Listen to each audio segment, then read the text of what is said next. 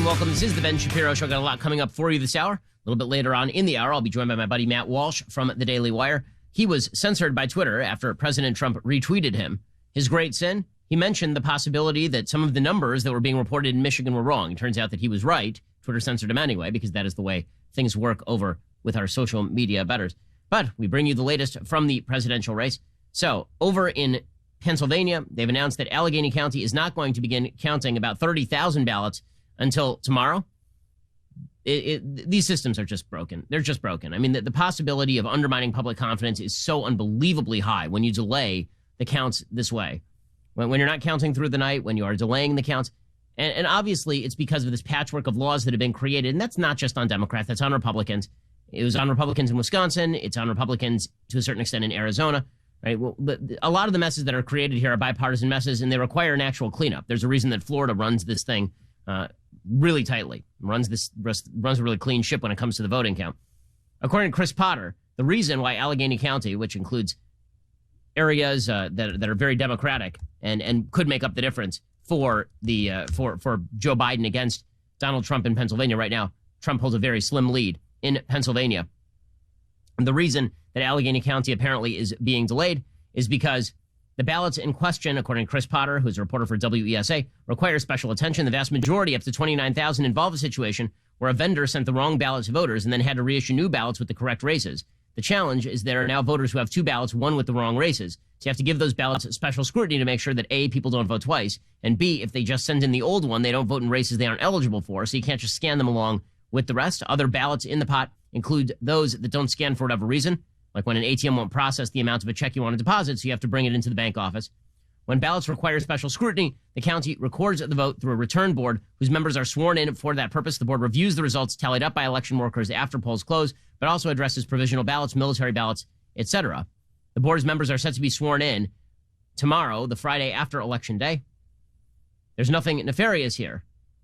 The county's GOP chair is comfortable with the process. This is also not people just taking a day off. The other factor is the county has to wait until Friday for mail-in ballots to come in that were postmarked by Election Day. That whole situation was adjudicated by the courts. As far as the complaints that Republicans have about ballots coming in after Election Day that were not postmarked, those ballots are in fact being sequestered. They're being kept separate from the other ballots. And so if the Supreme Court has to rule on that, the Supreme Court will rule on that as well. There are a lot of rumors out there right now regarding the possibility of voter irregularities and voter fraud. This is exacerbated by the fact that the Trump team is filing some fairly well-predicated lawsuits, apparently. There's one lawsuit in Pennsylvania that they just had granted. It was an injunction forcing the Trump ballot watchers to be allowed into the balloting areas. So this is, it's all a mess. I mean, I think the short story here is all a mess. Ed Morrissey of Hot Air, at least, who is obviously a conservative, he says, no one in Pennsylvania is gold-bricking this process, not with the nation focused on them and the specter of Florida 2000 in our peripheral vision. Meanwhile, Georgia is getting tighter and tighter. So the current count in Georgia is putting Biden within striking distance of President Trump. The Trump team says that they are not particularly worried about Georgia at this point, but things are incredibly, incredibly close, as in like 12,000 votes close.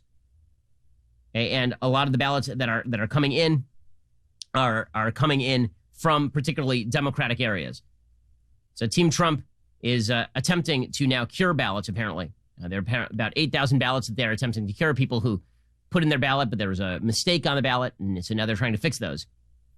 According to the New York Times, the presidential race in Georgia appeared headed for a photo finish as former VP Joe Biden steadily gained ground on President Trump. The victor will be awarded 16 electoral votes and with it the presidency, presumably. Biden began Wednesday morning approximately 100,000 votes behind Trump, but as county elections workers around the state continued the laborious tabulation of absentee ballots into Thursday morning, Trump's lead narrowed to 23,000 votes, or 0.5%. There's an automatic recount provision if the margin is 0.5% or less. Fulton County is, of course, where a lot of these votes are coming from, and that is home to most of Atlanta. Apparently, according to Brad Raffensperger, the Georgia Secretary of State, who is a Republican, he said that as of 10:15 p.m. Wednesday, about 90,000 ballots still needed to be counted. More of a third of them were in Fulton and DeKalb counties as well. So all of this is too close to comfort for anybody at this point. Meanwhile, in Nevada, we have reached the end of the road for today. Apparently, there will be no new announcements of the balloting in Nevada. Nevada reported another round of votes. It showed Biden's lead expanding from about 7,600 votes to more than 10,000 votes in Nevada. That's out of about 1.2 million votes that have already been counted. Trump's lead in Pennsylvania has also been narrowing. It fell to about 130,000 votes, or 2.1% in Pennsylvania. As of late this morning, there were still almost 600,000 mail-in ballots to remain counted. Most of the mail-in ballots remain in Philadelphia County, which, of course, is heavy Democratic territory, followed by Chester County. That's a county that turned blue in 2016, and then Allegheny County. And that is the one that we've been talking about in terms of the pause that has been put on hold right now.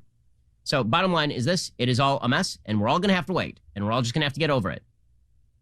Now, this does not mean that there are not plausible allegations of voter fraud or voter irregularity. It means that the margins right here would have to be very, very narrow for voter fraud or voter irregularity to be the deciding factor in all of this.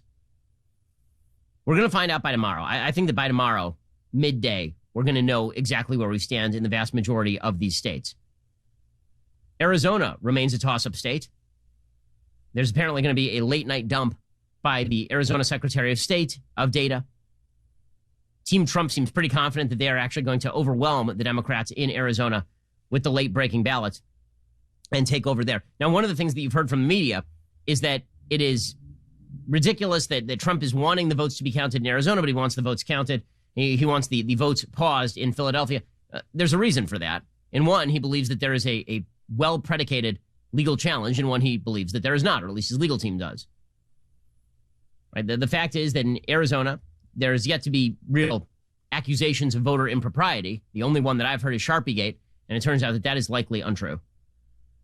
But in Pennsylvania, there are serious questions to be asked about poll watchers. There are questions to be asked about the standards that are being applied right now as to which ballots get counted and which ones don't get counted. One thing is clear in Arizona, and that's that Fox News absolutely screwed up. So Fox News may end up being right about calling Arizona in favor of Biden when all is said and done, but they called it Tuesday night, and that was just absolutely wrong. Even Nate Silver was like, this is crazy. Fox needs to retract that call. So Nate Silver tweeted that out yesterday. He said that in his own opinion, he said, I don't know. I guess I'd say Biden will win Arizona if you force me to pick. I sure as heck don't think the state should have been called by anyone. I think the calls that were previously made should be retracted now. A Trump campaign official went on Fox News and reamed Fox News for the early Arizona call. Again, that came on Tuesday night. As this narrows, there is going to be great pressure on you guys, to be honest with you, Fox News, to rescind your call. It was a premature call. You know, we were livid about the fact that you and then the AP made that call. There are 7 organizations that call states on election night from time to time. 7. 5 of those 7 did not make that call. And okay, you guys Sam, we got it. You don't want to be in a position. This is going to lead Joe Biden to falsely declare himself the president-elect at some point. Understood. Okay, so Fox News certainly should not have called it that early. I think that is pretty obvious to everybody, including many of the pollsters. So Arizona, again, up for grabs. Pennsylvania, up for grabs. Georgia, up for grabs. It looks like Michigan has trended against Trump, so Michigan is probably gone. Wisconsin has trended against Trump. That is a 20,000 vote margin, so that one is probably gone. Trump has filed lawsuits in Wisconsin to demand a recount. The recount is unlikely to shift 20,000 votes. Most recounts may shift a couple of hundred votes. And that's when you start to get into real voter fraud territory, right? When you're talking about hundreds of votes, like it was in Norm Coleman versus Al Franken, and suddenly ballots are magically discovered, like 3 weeks after an election, that's when you start to get real suspicious. But to shift tens of thousands of votes, obviously, would be a heavier lift. So right now, all I can counsel is patience, a little bit of patience here. I know that Democrats don't want to allow for that. Democrats are very impatient. They're saying it's time to declare. Let's just declare this thing. The problem with that is that if you actually would like to see the American public trust the outcome, you need to wait it out. So Claire McCaskill, former senator from Missouri, she talked about how the Democrats have been fighting the culture wars and alienating crowds that they need. Here is Claire McCaskill. The Republican Party, I think, very adroitly adopted cultural issues as part of their main theme, whether you're talking guns or issues surrounding the right to abortion in this country, or things like gay marriage and the right for transsexuals and other people who we as a party have tried to, quote unquote, look after and make sure that they're treated fairly. As we circled those issues, we left some voters behind, and Republicans dove in with a vengeance. Now, she's totally right about this. right? When she says that all you talk about are these sort of outlying groups and protecting them, and meanwhile, you're kind of leaving the average American behind, the statistically average American. Right? When you're talking about transsexual rights and you're not worried about how people put bread on the table, you're not worried about how people go to school, it turns out people are going to leave you behind. This caused AOC to lose it, right? And this is the problem for the Democrats. The more woke they go, the more they alienate parts of their base. And they continue to do it. Right? AOC, the estimable, honorable Alexandra Ocasio-Cortez, D-Twitch, she tweeted out, "Why do we listen to people who lost elections as if they are experts in winning elections? McCaskill tried her approach. She ran as a caravan hysteria Dem and lost, while grassroots organizers won progressive measures in Missouri. Her language here shows how she took her base for granted." This is because AOC does not understand basic politics. She ran in very, very blue Brooklyn. Claire McCaskill ran statewide in Missouri. AOC running statewide in Missouri would get trounced by 70,000 points. Points that do not exist statistically, she would lose by. But Democrats, if they want to go this way, go for it. All you guys. The future of the Democratic Party is not, in fact, bright. They all know it, and they are freaking out about it as well they should. Alrighty, coming up, we're going to be joined by Matt Walsh of the Daily Wire to talk about his experiences at the tender mercies of Twitter. First, let's talk about something that you can do for yourself. While you're waiting to take off that mask, why not straighten your teeth? And use Candid Clear Aligners to do it. That way, you don't walk around with a mouthful of braces. Candid Clear Aligners, they're comfortable, removable, practically invisible, unlike wire braces, so you can transform that smile without anybody noticing. Plus, your treatment is prescribed and monitored remotely by a licensed orthodontist who's an expert in tooth movement. It's all done from the comfort and convenience of your own home. Candid only works with orthodontists, never general dentists like other companies. Plus, your supervising orthodontist will be with you every step of the way. With Candid, your treatment includes remote monitoring by the same orthodontist who created your plan, so you never have to wonder how you're doing. You're always going to know, which I love. The average Candid treatment is just 6 months. You'll start seeing results way before then. It costs thousands of bucks, less than braces. So start straightening your teeth today. Right now, all my listeners can save 75 bucks on Candid's starter kit. Head on over to candidco.com/Ben. Use code Ben. That is candidco.com/Ben. Use code Ben. Take advantage of this limited time offer. Save 75 bucks off your starter kit. candidco.com/Ben. Use code Ben to get started. That's candidco.com/Ben. Use code Ben. Already coming up, Matt Walsh joins the show. We'll be right back. This is The Ben Shapiro Show.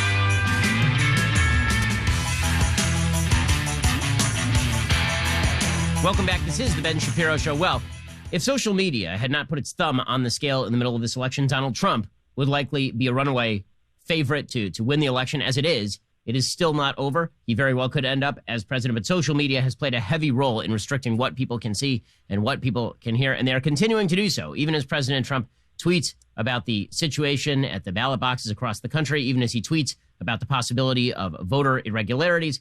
He is being censored. It's not just Trump.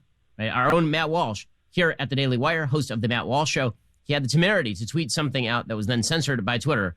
It happened to be correct. Matt, thanks so much for joining the show. Hey, thanks for having me. So why don't you lay out the story for us, what you tweeted and then what President Trump retweeted, and then how you ended up in the crosshairs of Twitter's censorship brigade. Yeah, there was someone tweeted there had been reports about large amounts of ballots that sort of appeared, and all were going for Joe Biden and none for Donald Trump. It was like 100,000 plus ballots or something like that. 100% for Biden, none for Trump. This was tweeted. I retweeted it and added my comment that this is concerning. You know, we need to look into this and be concerned about this. And then Trump retweeted it as well. And next thing you know, they censor my tweet, which means it's still there, but it means you have to click. You take a couple steps to get to it, and they have all these kinds of warnings and red flags. Look out, it might be misinformation. Now, I'm not sure how an opinion can be misinformation. I have never quite understood this from Twitter. If I'm giving my opinion, what am I misinforming people of my opinion? Because that's what it was. And then it turns out that it turns out this was not an example of fraud supposedly, but this was an example of a mistake that was made. Decimal point was put in the wrong place or something. That's what they're telling us. Well, the point is there something concerning did happen. There was something weird that happened. And on Twitter, on social media, we were talking about it. People were reporting it. And we should be able to do that, especially during an election when people want to know what's happening and everything's delayed. So, but Twitter is playing the role of kind of editor in chief and saying these are not opinions that we want expressed on our platform. And I don't think they should be able to do that. Yeah, it is pretty amazing how social media have really cracked down on all of this. The reports in the last few minutes. There's a group on Facebook called Stop the Steal. And the basic idea is that you are going to monitor election fraud. There are hundreds of thousands of members, people who are attempting to presumably weigh in to stop election fraud. And apparently this is bad, so Facebook simply shut it down. It is incredible to see how social media have really, as I say, put their thumb on the scale here. You've been ranting about this for a while. So this battle is going to outlast this election cycle, obviously. What do you think are the steps that ought to be taken here with regard to social media at this point? Well, I think... I'm always skeptical. I'm like one of those conservatives. I'm always skeptical about getting government involved and that sort of thing. But I think we're at a point where the easy answer, the usual conservative answer of, well, let the free market take care of it. I think we're beyond that. There is no free market solution to the social media monopoly, Facebook and Twitter. I mean, unless someone's got $100 billion laying around where they want to start their own Facebook or their own Twitter. But aside from that, it's not going to happen. And they do exercise a lot of power to manipulate and to sway our elections. This used to be something that liberals pretended to be concerned about, and they seem to be less concerned about it now all of a sudden because it's going in their favor. So I think there is a role for the government to step in. I also think, at the very least, these companies should be honest about what they are, the service they provide. If they have an ideological bent that they're trying to promote, if they have a certain ideology, a certain opinion that they want to promote on their platform, they should have to be honest about that and tell people about it. At a minimum, I think that should be the case, but probably we can go further than that. We're speaking with Matt Walsh, host of the Matt Walsh Show over at Daily Wire. Okay, so Matt, what are your overall impressions of how the election went? I have to say, I'm feeling pretty good about the election, pretty optimistic about the election, even putting aside the presidential, which, again, we are still waiting to see what exactly happens here. The president's got lawyers on the ground pretty much everywhere and observers everywhere. There are a bunch of lawsuits being filed. All of that is going to get hashed out, and hopefully the system ends up making proper decisions in all of that, and we'll keep putting our focus there. But overall, I think that if you're a conservative, you have to be pretty happy with the results, given the fact that Republicans apparently picked up 100 seats in state legislatures across the country, didn't lose a single state house across the country, picked up all the levers of power in New Hampshire in the state legislatures. The Republicans, it looks like they're probably going to hold the Senate. They picked up 7 to 13 seats in the House minimum. I mean, that's a good night for Republicans. Yeah, I think so. I mean, taking the presidential election out of it completely, which we can't really do, but when comes to the down ballot stuff, I think that there is it would be hard not to feel, even if you're as pessimistic as I am, it would be hard not to feel happy about that. And it kind of shows that the Democrats, they're not speaking to the real issues that people care about, the normal people care about. They have a very specific radical left coalition that they've been trying to appeal to, especially in the last few years. I mean, it's been this way for decades, but especially in the last few years. And I think they're starting to see the results of that. Now, whether they learn the right lessons, I think is very much up in the air. I mean, if you look at some of the chatter on social media and leftists and analysts and pundits, what they're saying, I mean, the lessons they're taking from what I've seen is that America's racist and minorities are going to Trump because they're self-hating minorities, or toxic masculinity among black men. I mean, these are the kinds of things you're hearing from the left. So they're of course learning all the wrong lessons, which I guess is good for Republicans because it means that they'll keep losing.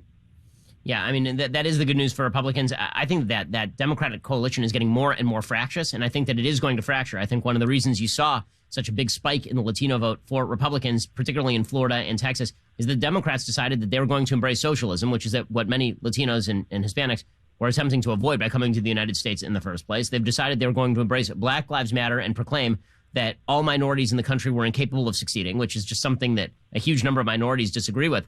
There's also this misimpression in liberal white circles that what black people really want to hear is that riots and looting are good, which is such a bizarre idea. The people who suffer most in those situations are law-abiding black folks, which is most black Americans. Yeah, and that's why I talk about with the Democrats. They've kind of conflated Black Lives Matter, the organization, with the demographic group that Black Lives Matter supposedly represents. But that's not the same thing. And if you look at what Black Lives Matter actually believes in, of course, they've scrubbed their website recently to make themselves a little bit more appealing to the general public. But up until that, if you looked at the kinds of things they talk about, they're trying to defeat heteronormative thinking, and they dismantle the nuclear family, and they're very focused on things like trans rights. I mean, really, Black Lives Matter is, more than anything, it seems to mainly be focused on gay rights. It's really more of like a gay rights organization. At least if you look at the issues that they talk about on their own website. This has very little to do with just the average black family or the average white family of any race. But that's how the Democrats, they've decided that if you're a racial minority, if you're a black person, it means that you are a far left radical, and we're gonna speak to you on that level. And surprise, surprise, it doesn't really work. That's Matt Walsh with the Matt Walsh Show. Tune in over at dailywire.com. Become a subscriber over there to get more of Matt. Matt, appreciate the time.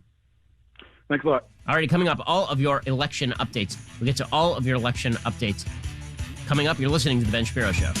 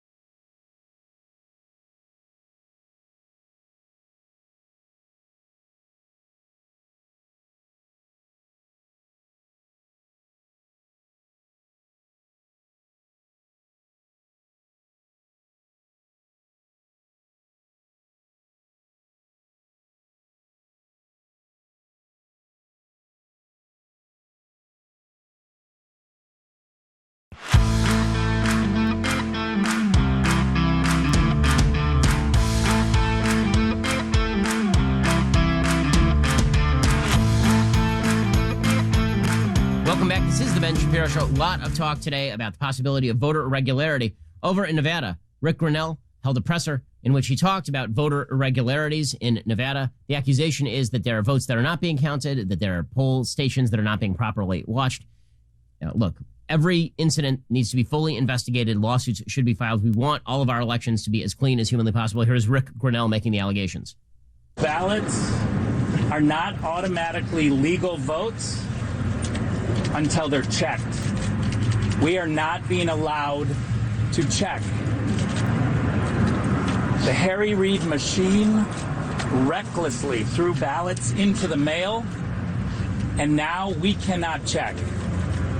Whether or not there are non-residents, which we have evidence, publicly available evidence, that you all in the media should be also looking at. Okay, so Rick Grinnell was, of course, ripped up and down by everybody in the media, in the Democratic Party. How could he make these claims? How? It's always ironic hearing that from Democrats who have claimed that Stacey Abrams is the legitimate governor of Georgia after losing by 55,000 votes in that state. But Rick Grinnell makes those claims, but then it was backed up. He brought forth several people who claimed to have either been the victims of voter irregularities or to have witnessed voter irregularities. Here was one gentleman talking about how he was essentially barred from being able to oversee the counting of ballots. They said they had an hour and a half left of counting to do, and an official came out who was kind and asked us to sign documents, and a few moments later we were asked to leave.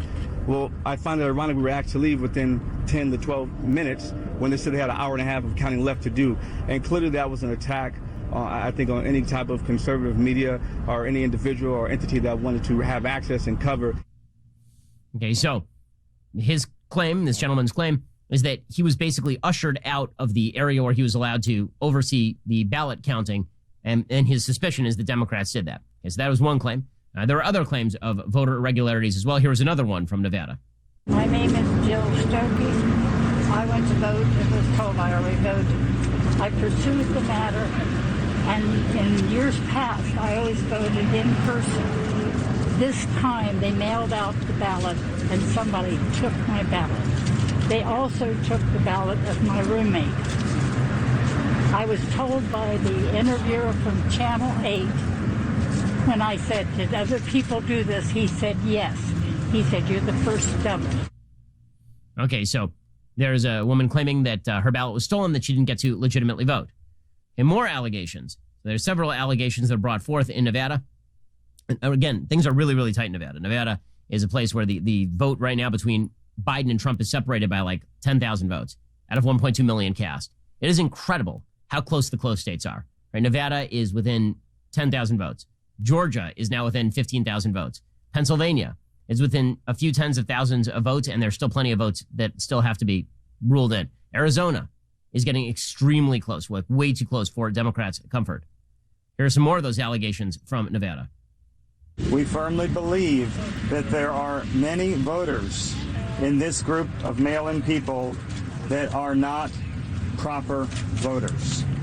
In the last many days, we have received reports of many irregularities across the valley. We believe that there are dead voters that have been counted. We are also confident that there are thousands of people whose votes have been counted that have moved out of Clark County during the pandemic.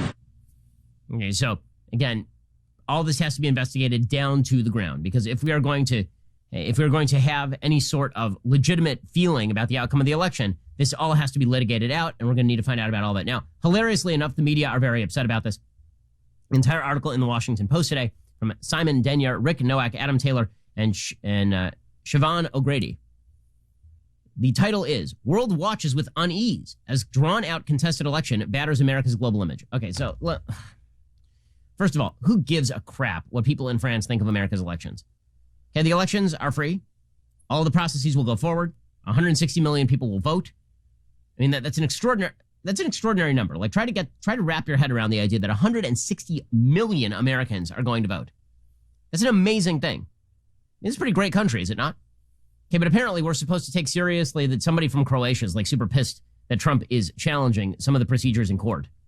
Do you think at any point that the Washington Post would have run this headline if it were, in fact, Joe Biden who were issuing these challenges?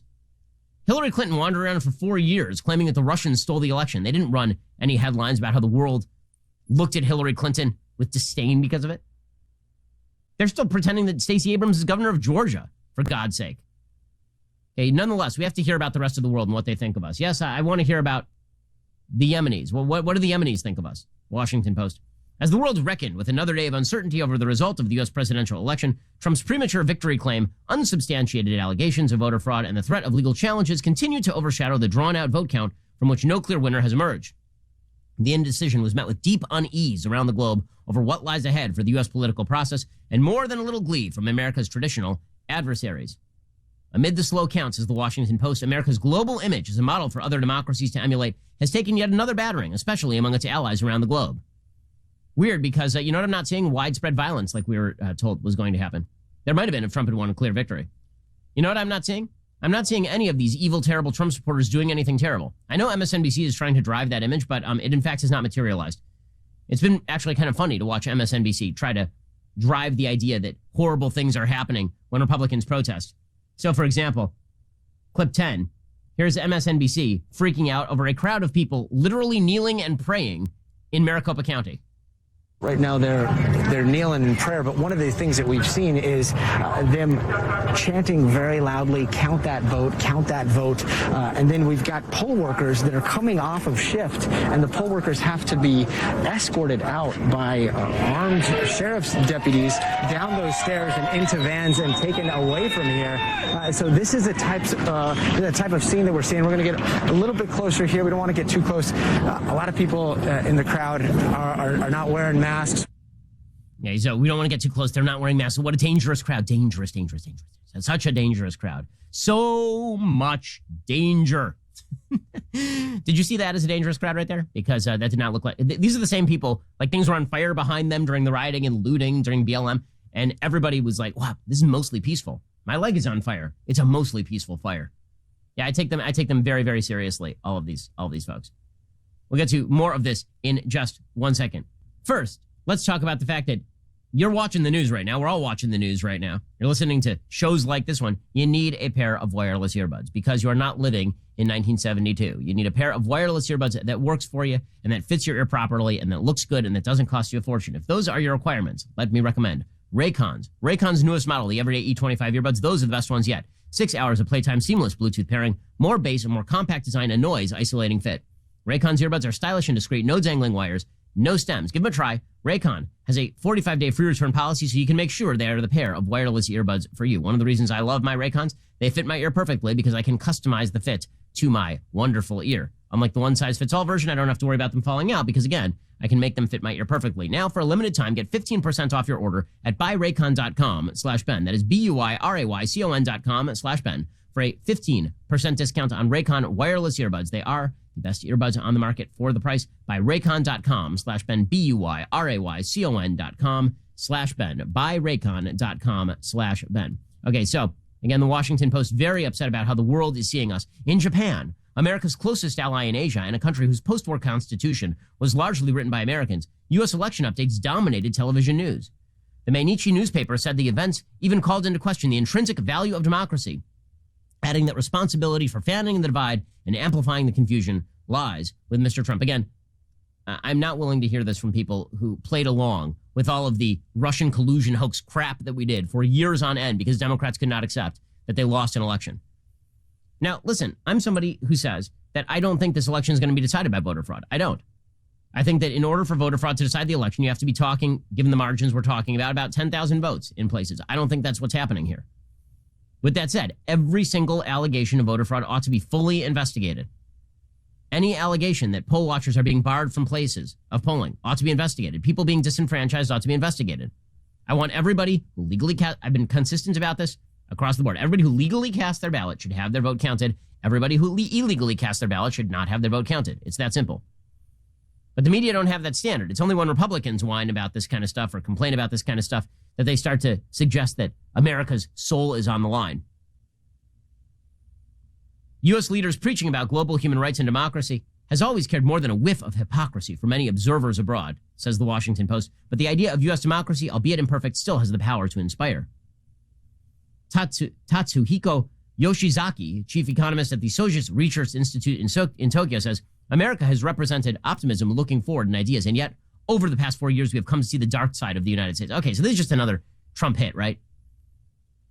Germany's left-leaning Der Spiegel compared Trump to a late Roman emperor who has set a historic standard for voter contempt. Die Welt, which is another German newspaper, made a similar comparison. Okay, honestly, the fact that this is front-page news in the Washington Post just demonstrates how dishonest they are. Because, honestly, who the hell cares what the Germans think of our democracy? The only reason they have a democracy over there is because we gave them one. And just to point that out, if it were not for the United States, it'd be the French speaking German and the German speaking Hitler. So there's that. Meanwhile, in new updates, Pennsylvania Secretary of State says a winner could be known as soon as today. Apparently, the Pennsylvania Secretary of State said, I think we definitely could. This is Kathy Bukvar, who is a Democrat. They said they're ahead of schedule in tallying their ballots. They said, I think there's about 550,000 some odd, plus or minus ballots that are still in the process of being counted today. Some of those may have already been counted, but are not yet uploaded. They're coming back in. We're getting 10,000 here, 20,000 there. Counties are furiously at work. As of Thursday afternoon, Trump still had a lead of about 115,000 votes in Pennsylvania. About 100,000 votes remain to be tallied in Philadelphia. 37,000 have yet to be tallied in Allegheny County. And of course, that includes all the questions about that count apparently has been paused until tomorrow. That includes Pittsburgh. About 20 to 40,000 have not yet been counted in the suburban counties surrounding Philadelphia. The Secretary of State over there says, I think no matter what happens, I don't think that the lawsuits in Philadelphia, in Pennsylvania, are going to have a tremendous impact on the race. Meanwhile, 275,000 early ballots are still uncounted in Arizona's biggest county. Joe Biden's lead has narrowed pretty dramatically there. Apparently, there's still about 450,000 ballots being tallied statewide in Arizona. About 17,000 provisional ballots are being examined as well. Roughly 6,000 early ballots need some kind of extra review, too. Statewide, Biden leads Trump by about 68,000 votes. As of this morning, it appeared that Trump had gained significant ground. Meanwhile, as mentioned, Trump's lead in Georgia is still around 13,500. There's still 50,000 ballots left to count. Democratic leading Chatham County, where Savannah is located, still has the biggest outstanding ballot count Thursday morning at 17,000. There's still some ballots that are coming in from DeKalb County as well as Fulton County as well. So we're going to know in the next 24 hours where things stand, and then we have to let the lawsuits play out. And don't worry, everybody. There will be a president chosen here. There will be a president chosen here. Now, in a second, we're going to get to all the things that Democrats are worried about because they don't look that happy. I got to be honest with you. They don't look all that happy. I was informed that if Trump were ousted from office, they would be the happiest campers in the world, right? It would solve all the problems. Bad Orange Man would be gone. He would stop being bad and orange. We'd all be done here. Well, it turns out that they are very unhappy, and I know the reason. We'll get to that in just 1 second. First, investors. How about a 10% steady real estate-backed monthly cash flow? Have you thought about the only one true supply-constrained asset, real estate? Intelligent and savvy investors need to check out NRIA. NRIA is one of the nation's top specialists and offers 10% annualized monthly payouts with bonuses targeted to 21%. With NRIA, you can obtain steady 10% return monthly payments with bonuses. You can even use your 401k or IRA to invest. NRIA's 15-year track record and $1.2 billion in new construction development backs you. Invest in this hard asset real estate cash flow fund today for 10% monthly payouts and bonuses. Every smart investor should consider this. Call now, 800-700-5483. That is 800-700-5483, or visit nria.net. An offer to buy or sell any security is only made by our private placement memorandum. Read it first. See us at nria.net. All right, coming up, for a group of folks who theoretically should be celebrating, right? They think they're on the verge of winning the presidency and bad, evil Donald Trump will be gone and the soul of our nation will be restored and all that bullcrap. And why aren't they happy? Well, I think I have the answer for you. It has to do with power. They're losing it. This is the Ben Shapiro Show.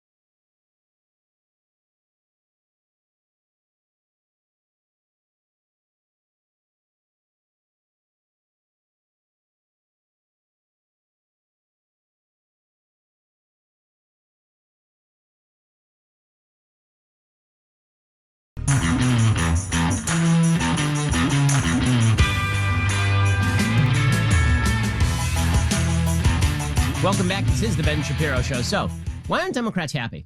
Like, seriously, it's worth asking because they think that this thing is going to wrap up tonight, tomorrow morning. Joe Biden's going to be president. So there's two possible reasons. One, they're still worried that maybe he won't be president, right? That's a possibility.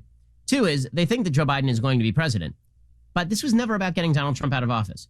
This was about gaining the levers of power. And there is one problem for them. They did not, in fact, gain the levers of power. Across the country, Democrats experienced stunning defeats. This is particularly true down ballot. According to Politico, an abysmal showing by Democrats in state legislative races on Tuesday not only denied them victories in Sunbelt and Rust Belt states that would have positioned them to advance their policy agenda, it also put the party at a disadvantage, ahead of the redistricting that will determine the balance of power for the next decade. The results could domino through politics in America, helping the GOP draw favorable congressional and state legislative maps by ensuring Democrats remain the minority party in key state legislatures. Ultimately, it could mean more Republicans in Washington and in state capitals. By Wednesday night, Democrats had not flipped a single state house chamber in its favor, and it remained completely blocked from the map-making process in several key states, including Texas, North Carolina, and Florida, which could have a combined 82 congressional seats by 2022, where the GOP retained control of the state legislatures.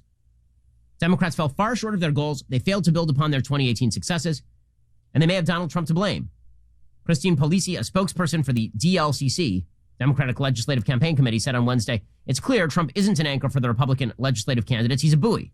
He overperformed media expectations, Democratic and Republican expectations, and lifted legislative candidates with him. Now, the reality is that actually the Republican congressional candidates on average outperformed Trump by about 1.2% across the country. But part of that is going to be because Trump really did turn people out. Trump turns out Republicans. That is not a grave shock. What is amazing is that when given the opportunity to vote for Republicans down ballot, people took the opportunity. They did. Republicans did not get punished in the suburbs for Trump. In fact, precisely the opposite when it comes to the congressional races. Democrats had, quote, a disappointing night in congressional and state legislative races across the country as they realized the suburban revolt against Trump did not extend in 2020. Republicans appear poised to hold on to the Senate, gain seats in the House, pick up a governorship in Montana defying expectations. But it's the victories they won in state legislatures that could be the most consequential of all. This is a census year. Every 10 years or so, it's redistricting time. This would have been a bad year for Republicans to have a bad year. They did not. Democrats are super pissed off about it. As well they should. Meanwhile, Republicans did tighten their hold on the Senate. According to the New York Times, Republicans, buoyed by an unexpectedly strong performance by President Trump in key battlegrounds, grew increasingly confident on Wednesday they could maintain narrow control of the Senate and make a considerable dent in the size of the Democrats' House majority. Their chances in the Senate were vastly improved by the come-from-behind victory of Senator Susan Collins in Maine. Collins' resounding performance in a state also carried by Joe Biden defied national trends. She avoided a protracted fight by clearing a 50% threshold of support. Democrats only flipped 2 seats in Colorado and Arizona. They lost a seat in Doug Jones, which means they only netted 1 seat. So they're still at least 3 seats short of the gains they would need to control the chamber. Their hopes increasingly rested on Georgia, where at least one race was headed for a January runoff with a Democrat as frontrunner. But that's not real, okay? That Democrat is frontrunner nonsense with Warnock in the lead, that's because you had 2 Republicans running against each other, so splitting the vote. Votes in the other states' contests were still being counted. Democrats are hoping that David Perdue will have to contend with the runoff as well. So at this point, it looks fairly solid that what you're going to end up with is 2 runoffs in Georgia in January to determine the fate of the Senate. I cannot imagine that voters with Trump not on the ballot in a generally red state like Georgia in a special election, I think both those Senate seats go Republican, I think. I'm fairly confident of that. I think a lot of people are too. 2 Democratic victories in Georgia would split the Senate 50-50, but that ain't happening. Republicans scored crucial Senate victories in Iowa, Montana, South Carolina, and Texas. Democrats poured millions, hundreds of millions of dollars into these races. It turns out, in fact, that the attempt to pour outside money into these races has not benefited Democrats. It's hard to think of a race where Democrats poured tons of money into a purple area and it worked out well for them. It turns out that's just a giant waste of money, and it mobilizes people in state to fight back against it. This is the second time that John Ossoff has lost a race where he raised an oodle of money and it didn't matter. Senator Mitch McConnell says, if my math is correct, if we win in North Carolina and Maine, I'm still the offensive coordinator. This means that the excesses of Joe Biden are going to be largely checked. It means that the worst stuff that Joe Biden would want to do is not going to be a thing. Also, Donald Trump, even if he ends up losing, which again, that is not a foregone conclusion at this point by any stretch of the imagination, even if he were to lose, suburban strongholds are swinging back to the GOP, which means that, as Sean Trendy expressed earlier on the show, it is quite possible that Democrats rented the suburbs, they did not buy them. And the more woke they get, the more they're losing the suburbs. Democrats' coalition is fragile. It is not, in fact, a durable coalition. This is where Trump really has done something unique. He brought out a bunch of working class white voters in 2016, and he's making inroads into Hispanic and black populations in a way that no other Republican did. I think there are a couple reasons for that. One is the Democrats utterly lost their minds and decided to campaign on teaching your little boy that he could be a girl, and the idea that the nuclear family is bad and that we should defund the police, right? These were talking points for the AOC wing of the Democratic Party. It turns out that alienates a lot of blacks and Hispanics. Think about a Republican Party that maintains Trump's base of support but doesn't alienate suburban women. Okay, that's called a majority party. That is called a party that looks like a 55% party in this country. That's kind of incredible. Demographics are not, in fact, destiny, as Democrats were hoping in 2012. It has now been disproved in 2 straight presidential elections. That is very good news for Republicans. It is very bad news for Democrats. It's why Democrats are looking around and they are freaking out, and they should freak out. Their entire strategy is wrongheaded. They're beginning to realize it, but it may be too late for them to correct it. Because the problem is they already fed the woke, and now the woke are going to tear them apart from the inside. The alien is inside John Hurt's chest, and it's too late to get that sucker out of there. They got a real problem on their hands. Alrighty, we're going to be back here tomorrow with all of the updates. There will be updates later tonight from Arizona. There will be updates from Nevada tomorrow morning. There are going to be updates from Pennsylvania either tonight or tomorrow morning. So we may know who at least the networks are calling as the winner pending any litigation tomorrow. We'll bring you all the updates then. This is The Ben Shapiro Show.